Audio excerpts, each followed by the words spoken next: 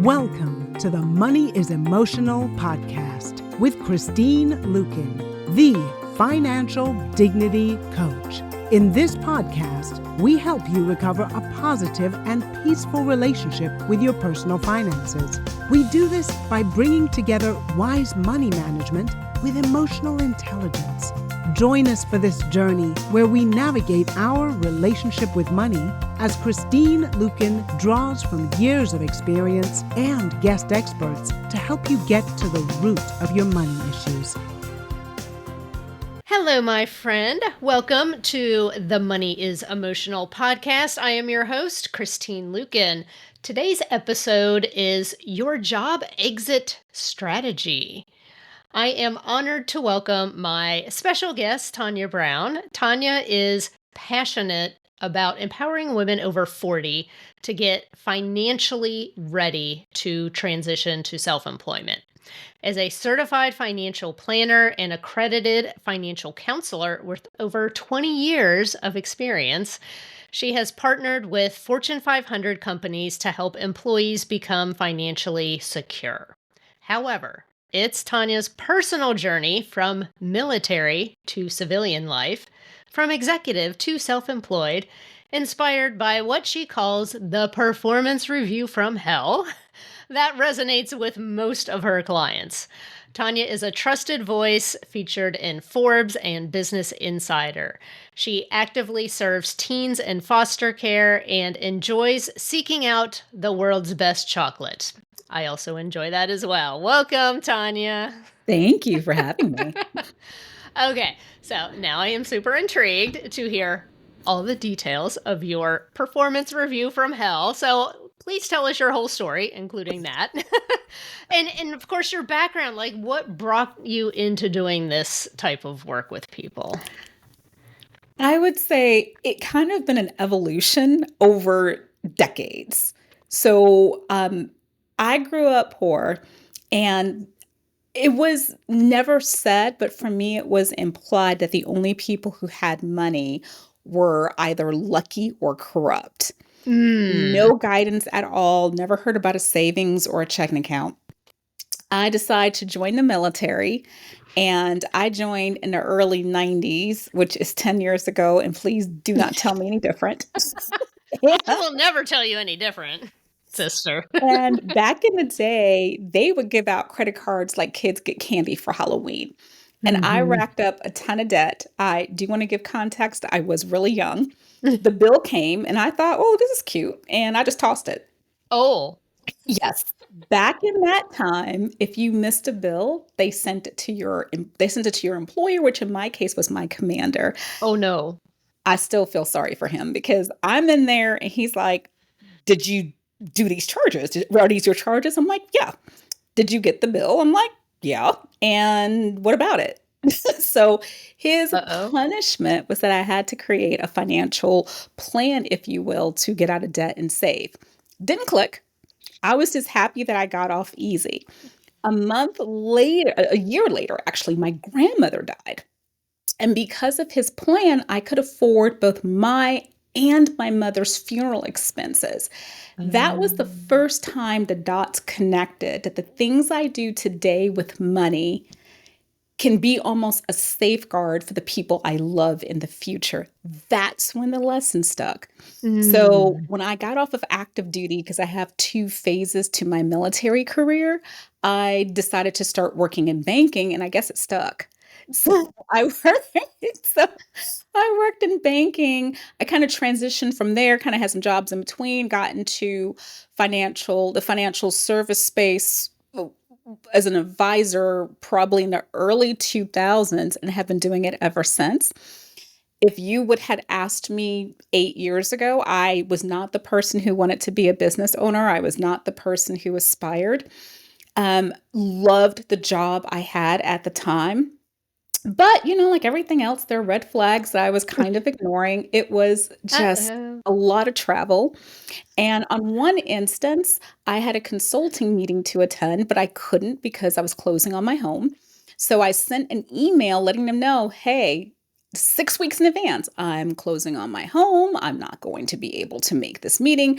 And I was punished for, relatively speaking, a lack of team spirit and mismanaged priorities. What? I wish I was joking. And yes, yes. Wow. So that was your sign.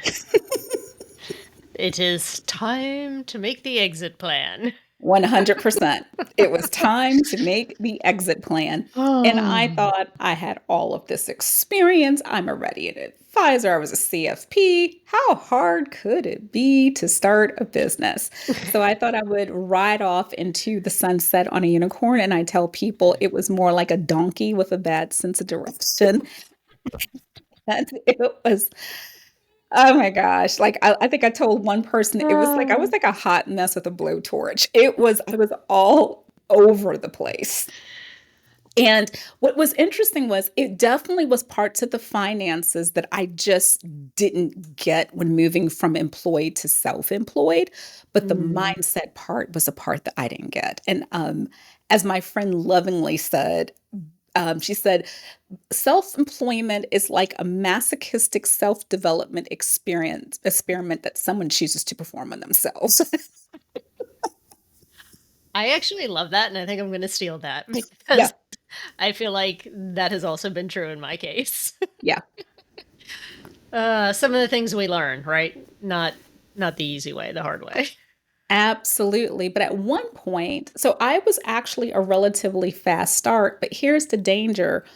When you're a fast start and you have no good boundaries, you don't have exactly the best clients, and those people recommend their friends. So I had this mess, if you will, and I didn't know how to get out of it. So I burnt it to the ground. Oh. I went back to work for a very short period of time.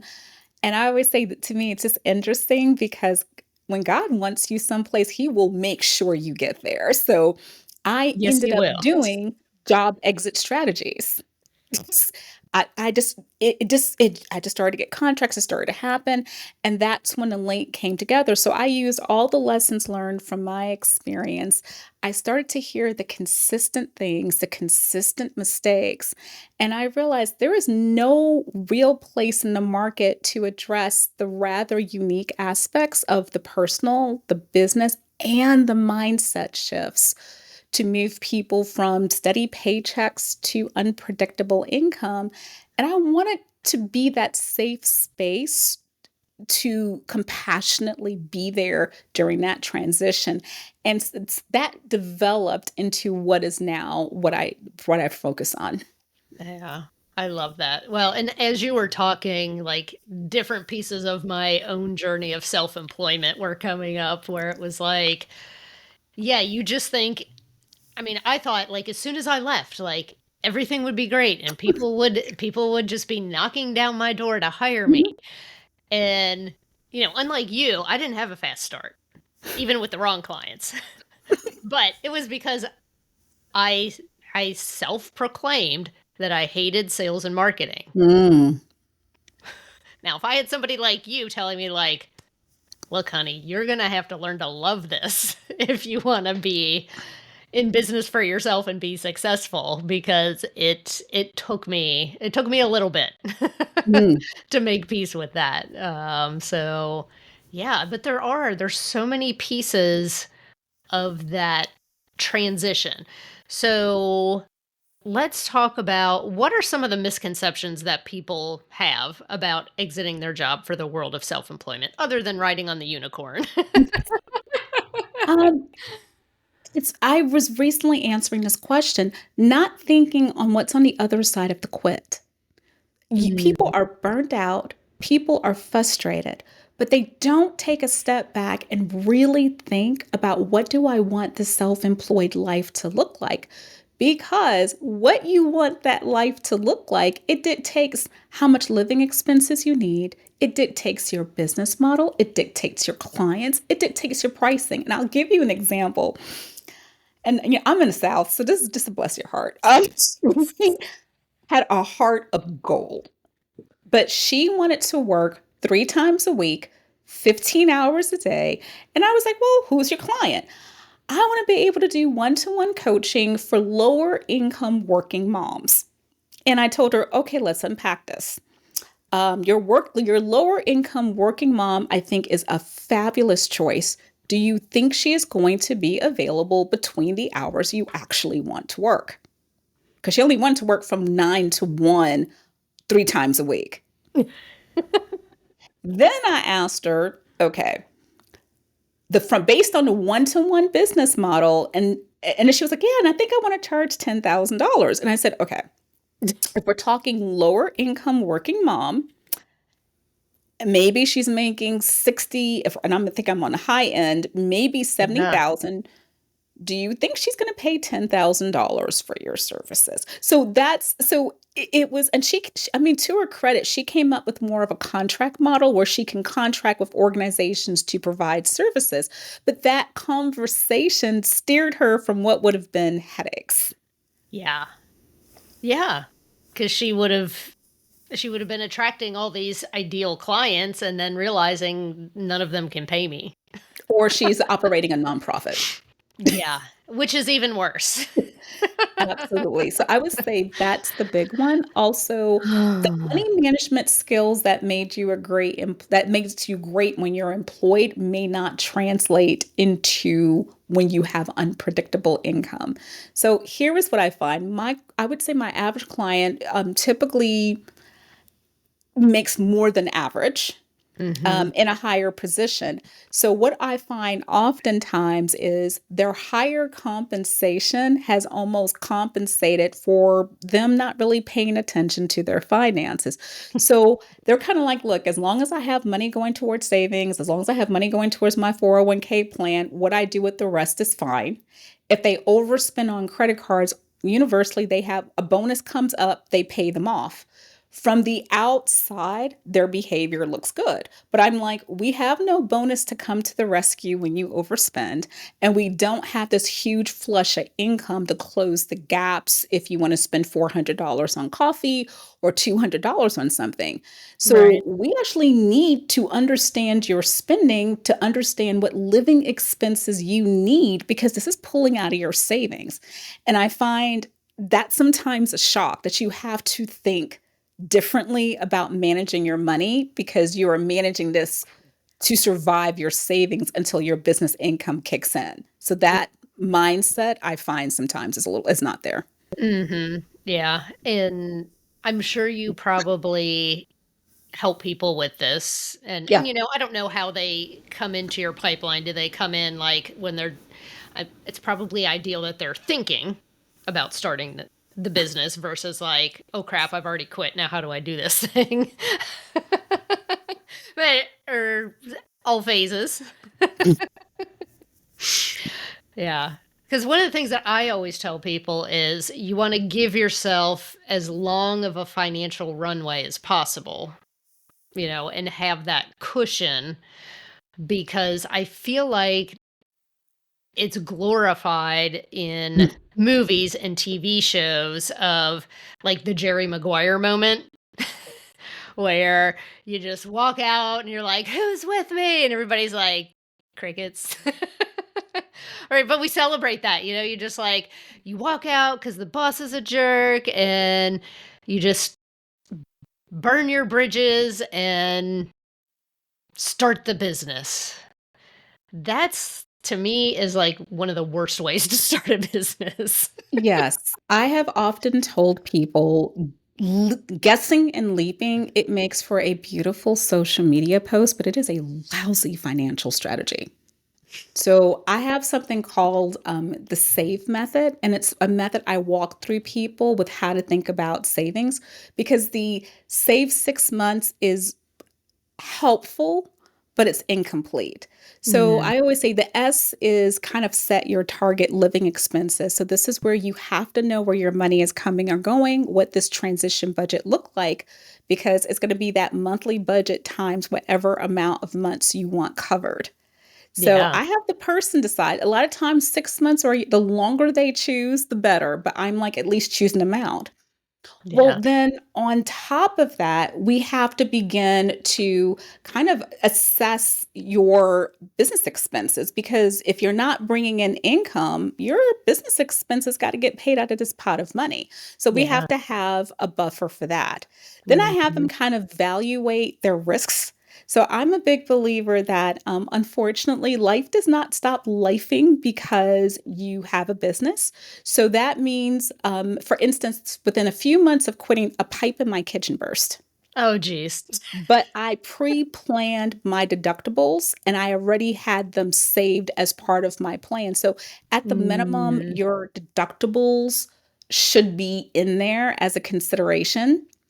And then what I find for the E is like expenses coming up in the future. People forget that bucket list trip they're taking with their family or the mhm. fact that their kids are going to graduate from high school. There are events that's going to take place that first year of self-employment and somehow it has to get paid. So Right. thinking bigger than just living expenses. And I find if those considerations aren't there, that pot of money that you think that's going to last you for 6 months really maybe 3 or 2. And then with the deductibles, what I did, and I am so glad I did this. Right before I quit, I looked at my deductibles and it was great when I was working because I had them. If something would have happened, I had the income. But if I wasn't working, I thought, wow, my deductibles are kind of high and this is going to be a chunk of my savings. So I Mm, did what was kind of seen as what not to do. I found that balance between lowering my deductible but still having a decent premium. So when yeah. that pipe burst in my kitchen, it didn't take a huge chunk of my savings. I love that because that would not have even crossed my mind to do that. So I love that. Now, the vast majority of your clients are women over 40. Mhm. What are the unique challenges that these women over 40 encounter when they're making the transition from traditional employment to self employment? Dare to enter the Wealthy Woman Book Club, where answers exist to forbidden questions, where women of all ages and income secretly gather, where knowledge is shared, where possibilities are explored, where women claim their power. Dare to stay a spell in the Wealthy Woman Book Club. In this place, we lift each other up. In this place, we start dreaming again. In this place, we see financial miracles. In this place, we grow through the glory and the failure. In this place, we step into a new identity. Dare to champion the Wealthy Woman Book Club. We're creating a future where women are financially empowered across the globe. We're creating a future where our daughters stand on equal financial footing with our sons. We're creating a future where we purchase with our principles rather than price tags. We're creating a future where we use the power of money for the benefit of people and the planet. Welcome to the Wealthy Woman Book Club. Dare to come in, woman. Come in. Join us at wealthywomanbookclub.com.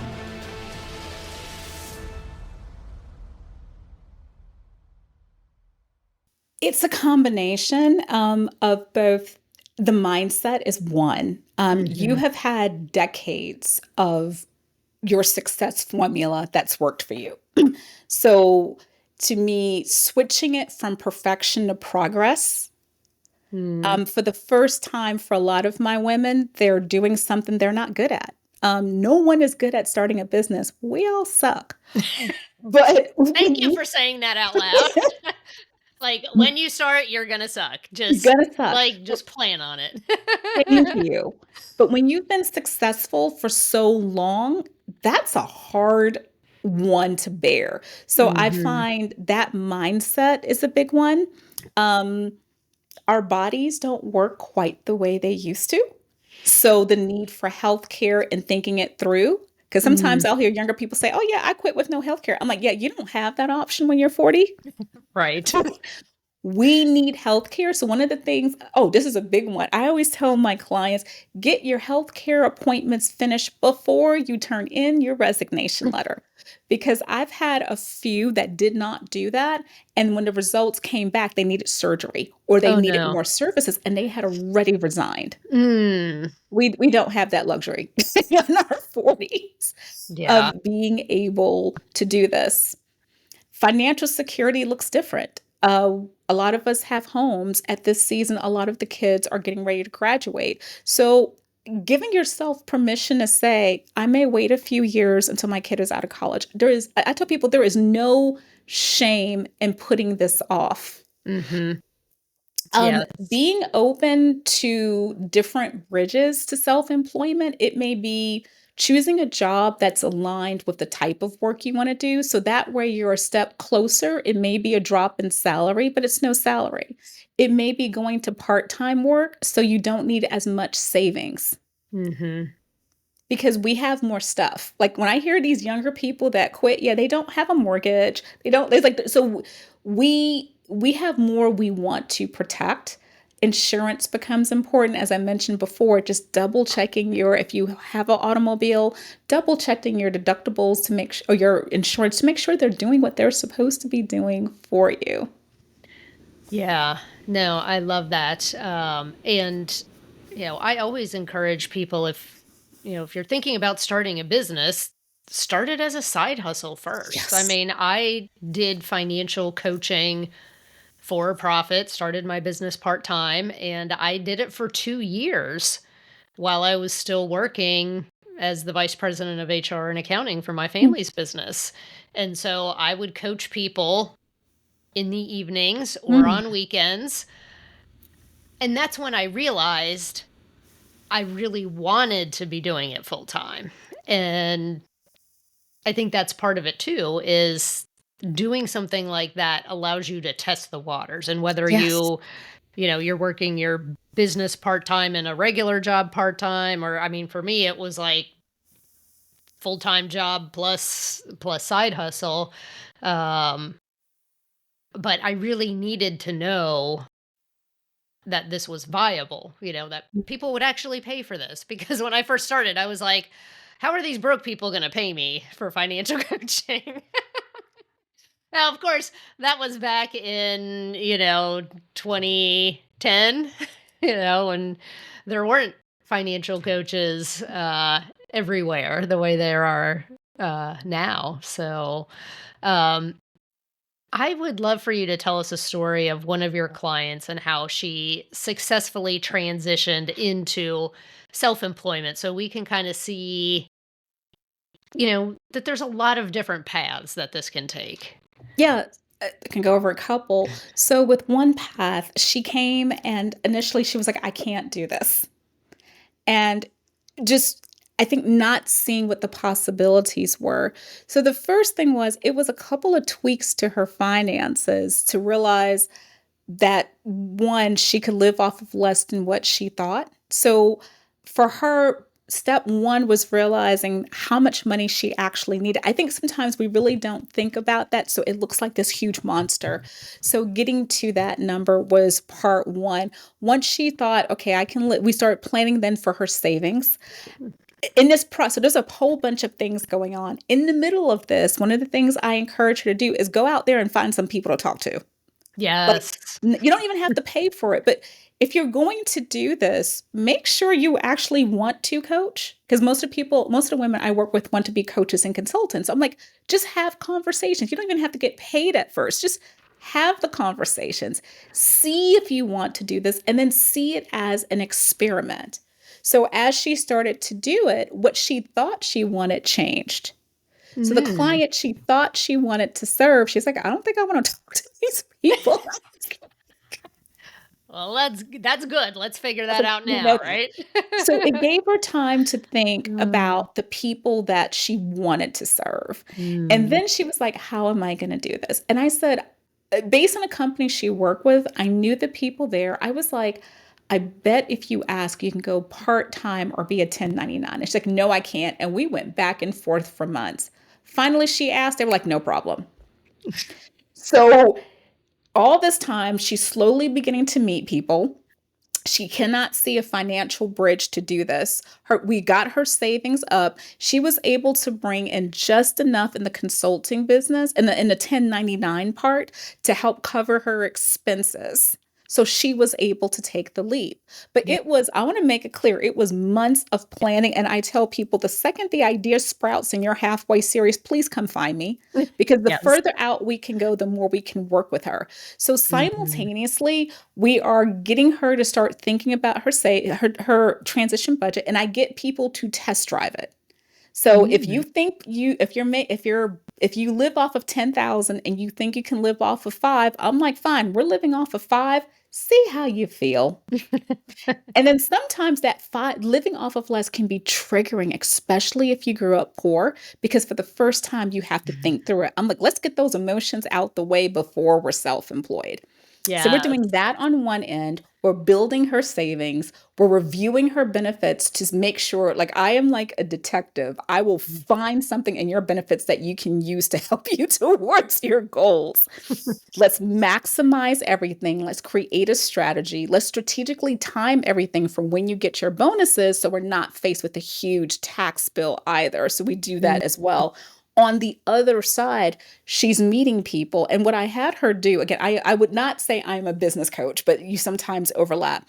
I actually had her Absolutely. write down as simple as a love hate on a line. What did you love about meeting this person? What did you can say hate or you didn't like? And that's when she was like, yeah, this person was all on the I don't like stuff. I'm like, great. We know now we got one thing out the way. But when she started to have the likes, I'm like, okay, is there a similarity with those likes? And she was able to piece that together to figure out who she wanted to serve, how she wanted to serve. And from that point, she just started talking to the person. We went over her business Mhm. expenses. And if I had to give a PSA, when someone is starting, they do not need a $20,000 website. They don't need $9,000 of brand. It's insane the amount of money people spend when they first start because you're trying to attract someone you may not even want as a client. So first, figure out who you want.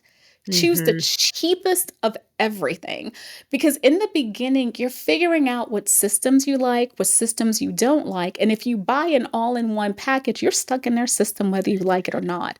So, one thing we got her to Mm. we kind of pulled her off the ledge of some expenses, got her to keep her expenses low. She started to figure out what she liked. And in between that and a job, she was able to make her leap. With another woman, I think sometimes just having someone say, you can do this. I mean, because I can't take credit. Like Mm. she came, she wasn't sure. And I was like, you have all these skills. Have you thought about coaching A, B, and C? She took it from there. By the time she came back to me, she had 3 paying clients. Wow. I can't take credit for that one. So I think for some people, that safe space of someone saying, I believe in you, that safe Mhm. space of saying, this is not ridiculous, this can be possible.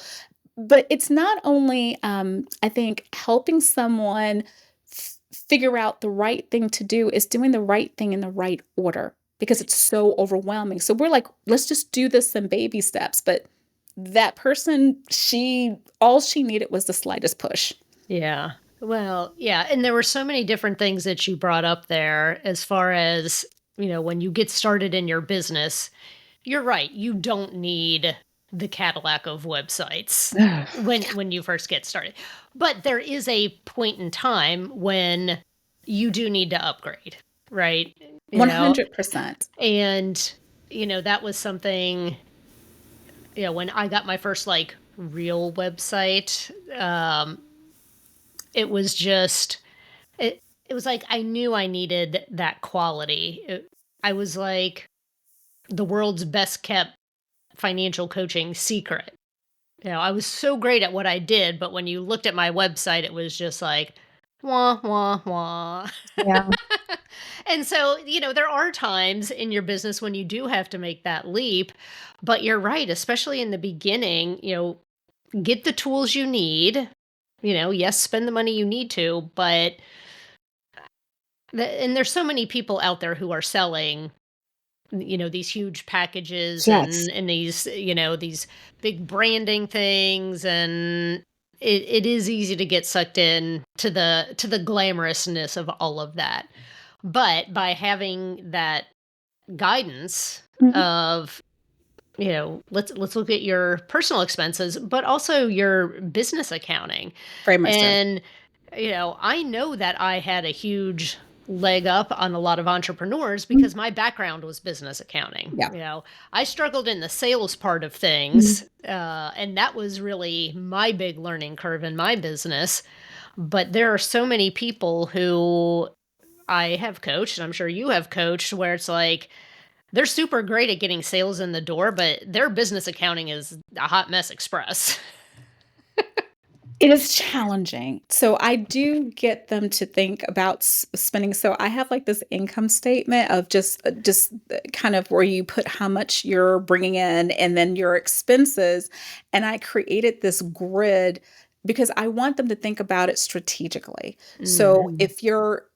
if your business is coaching and you're spending a ton of money on something that's outside of something that brings you business, I'm like, look at this grid. Does this make sense for your business and where you are right now? Mhm. I do a little bit outside of that. I also have them track their productivity. I love that. So, because that was my thing. So I was I too was gun shy. So the way I did it in the beginning was if I just had a conversation about my business, I tracked that because I wasn't even doing that. And then if I had a conversation and invited them to actually get on a call to talk about it. So that's how I did it. And I was able to see, am I just having a lot of activity or am I productive? So I will also walk them through that. I will also walk them through pricing strategy. My thing is Yeah. let's price for profitability, let's price for lifestyle. And then Mhm. if you want to increase from there, feel free, but let's make sure you're not running a nonprofit Mhm. Yeah, and unless you want to. exactly. Well, and you've probably seen this as well, but there have been times where I have literally had arguments with friends and clients about their pricing where I've said, like, you need to charge more, and they're like, but I just started my business. And I'm like, listen to me. Do you understand that, you have this experience, you have this Yeah. experience, you've got this certification. I've experienced what you're selling in your business, Mhm. and it is better than some of the people that I've bought the same exact thing from who have been doing it for 10 years. I know you've only been doing it for a year, but like, it's almost like we have to be that mirror to them to say, "Do you see all these skills that you have, Yeah. and how many different skills from your previous corporate life actually are, should be reflective in your pricing because you are using those things, but in a different way." Yeah, 100%. And I would say this is one of my big things. It was the pricing. So I had a Mhm. business coach and she was like, this is, I mean, she was like, this is ridiculous. What was her thing? And we went back and forth and I said, okay, I'm going to increase this and I'm going to fail and I'm not going to get anyone. And my business went up. Of course it And we're did. still having that conversation. So I'm not going to lie. That is one of my biggest things was pricing. And I am here to testify that it made such a big difference, not only in my business, it just seemed like underpricing myself, almost undervalued myself.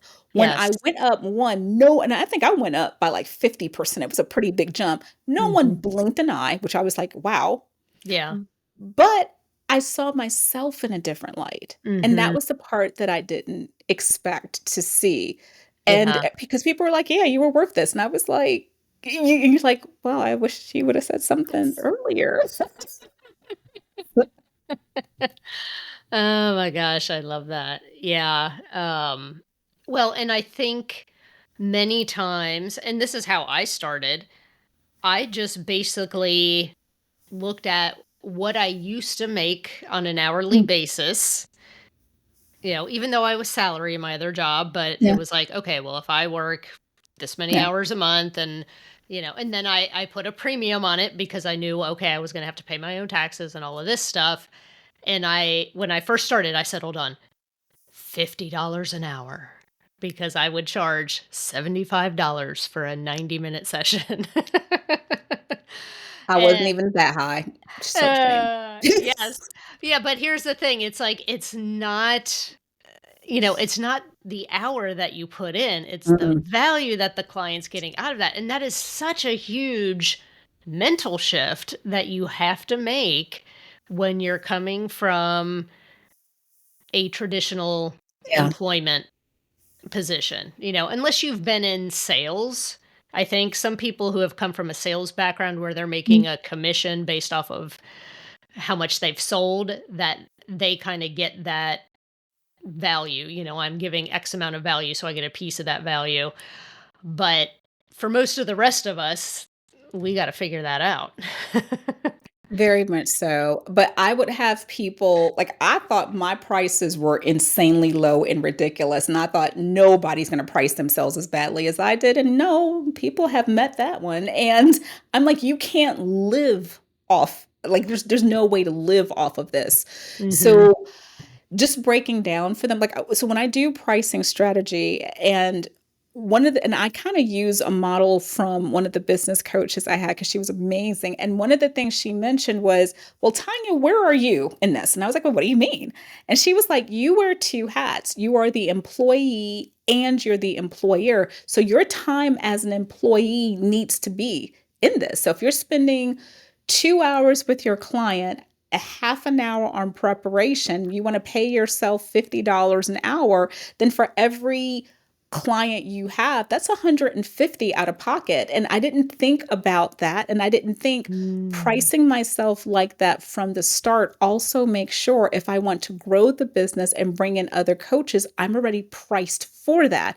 Rather than if I wanted to go that route, I would have to significantly increase my prices, which that may be problematic in order Right. to do it. So I that was just a new way of me seeing it, that people forget that you are the employee and you should actually get paid for the actual service you provide. Mhm. Yeah. No, I love that shift of thinking I'm the employer and I'm Yeah. the employee. So I've got this overhead, of the business and the expenses of the business, plus I've got the expense of the employee. Um, yeah, no, I love that because there are so many people that don't think about that. And if you didn't have an accounting background or you didn't work in a business where you were actively involved in looking at business financial statements, then that probably would never even cross your mind. Very much so. Also using Toggle to track my time. So Mm, I still do it now, but I track all the time. Like if I look at an email that's 5 minutes, I include 5 minutes. If I'm looking, we're both we both do financial coaching. If I'm looking over the financial numbers, I time from the time I start to the time I finish because there's a time you're spending with the client, but then there's the prep time. And I had to learn to include that. So yeah. timing how much time I actually spent because it was more than I thought. So I was Mhm. like, please don't guesstimate. Just Toggle is free. Just click it and just start recording your time. So that way you're being paid for the value you offer so you can offer more value. Yes. Well, and the other thing too is if you don't do that, then you end up resenting your clients. Yes. And it's really your own fault because you haven't built in that prep time, that follow-up time, etc. Okay, that hurt my feelings. Um,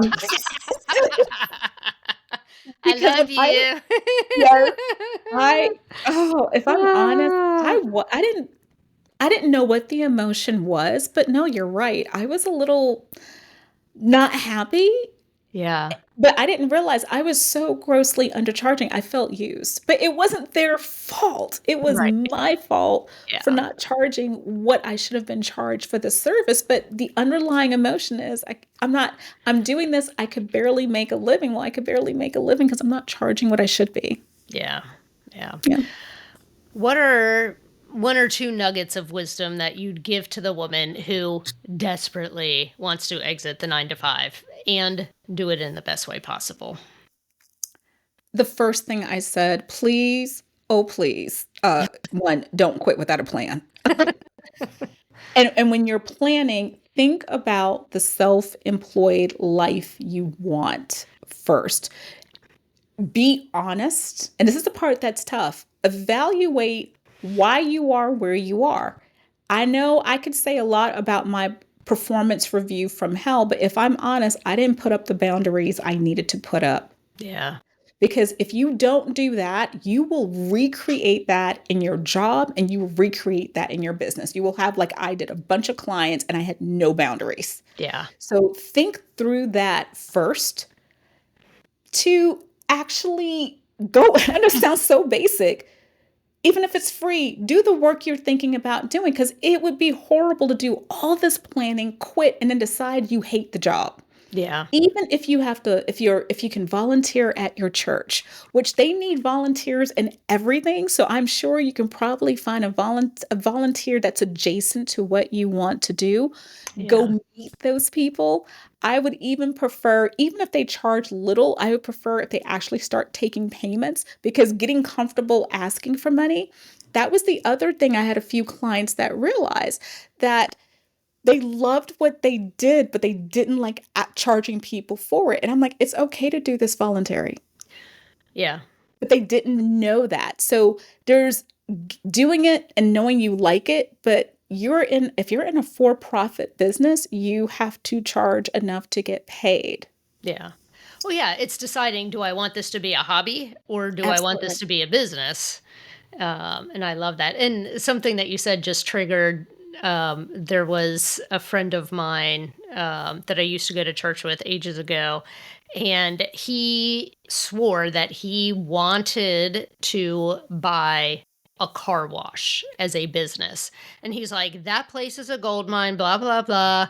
And he said, if I'm thinking about doing that, what do like, what would you recommend me do? And I'm sure he was probably thinking I was going to say, go talk to the Small Business Administration and get a loan and blah, blah, blah. And I said, you need to work at a car wash for at least a week. And he's like, well, I'm not going to work there. I'm just going to own it. And I said, you have 3 employees calling sick. You're going to be washing cars. I said, so I would not own a car wash if you don't like washing cars. And Yep. and let me tell you, he like that dream fizzled and died because he was not willing to do that. And I'm like, you just got to be real with yourself.